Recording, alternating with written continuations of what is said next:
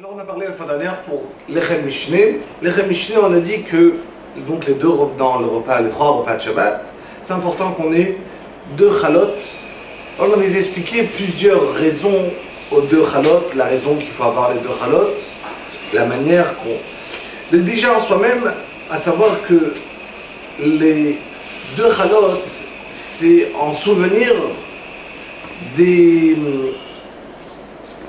de la manne, et en savoir que dimanche, lundi, mardi, mercredi, jeudi, ça tombait une part. Vendredi, ça tombait deux parts pour Shabbat. Donc, en souvenir la challah de Shabbat, tout simplement, donc on prend deux parts en souvenir. Donc, on va prendre deux Lechem Mishneh, donc on va appeler deux chalot. Maintenant, ce qui est important, c'est que le balabait, celui qui va faire le motzi, alors lui il va tenir les deux chalot. Maintenant, dans un cas où, normal, comme chez tout le monde à la maison, où c'est seulement le papa qui va tenir les deux chalot, et tout le monde compte sur les deux chalot du père. Donc, il faut faire attention que chacun doit goûter à la challah sur quoi on a fait le motzi, que le papa il a fait le motzi. Mais s'il avait un morceau de challah à côté de lui, ou d'une autre challah, et il a fait motzi, il a mangé, il a goûté ce morceau de challah, et pas sur quoi on a fait le motzi, alors on n'est pas quitte de Lechem Mishneh, seulement de la bracha. Donc pour être quitte, rendre quitte quelqu'un de Lechem Mishneh avec la bracha du motzi, alors c'est tout simplement, il faut goûter de la bracha en soi-même, goûter de la challah en soi-même, pardon, la challah sur quoi on a fait le motzi, sur quoi on a fait une des deux chalot, les goûter.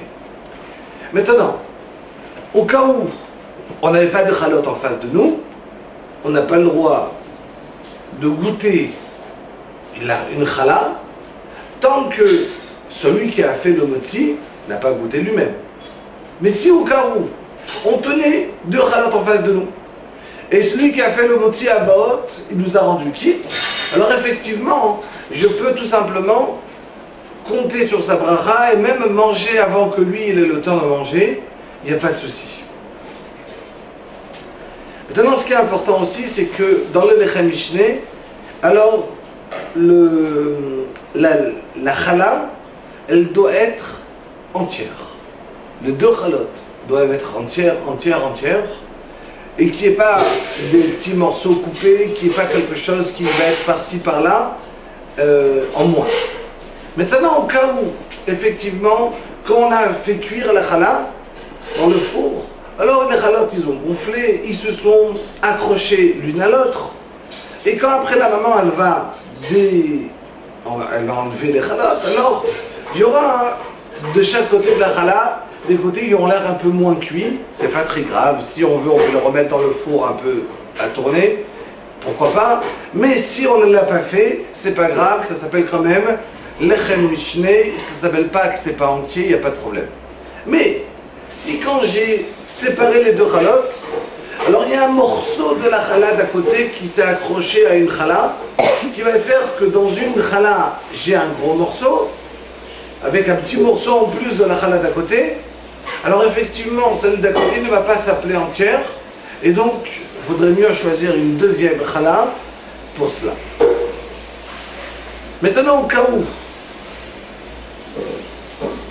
comme je vous ai dit, je n'ai pas d'autres moyens. Ça veut dire que j'ai par exemple un seul pain, on fait sur un seul pain, en rajoutant un autre pain à côté qui, même s'il est coupé, quand même ça va faire Lechem Mishneh, bien qu'il n'est pas entier, c'est quand même Lechem Mishneh, même s'il n'est pas entier. Donc si quelqu'un se retrouve avec une seule challah, alors il a quand même, qu'il prenne un morceau de pain, qu'il le mette avec, pourquoi pas.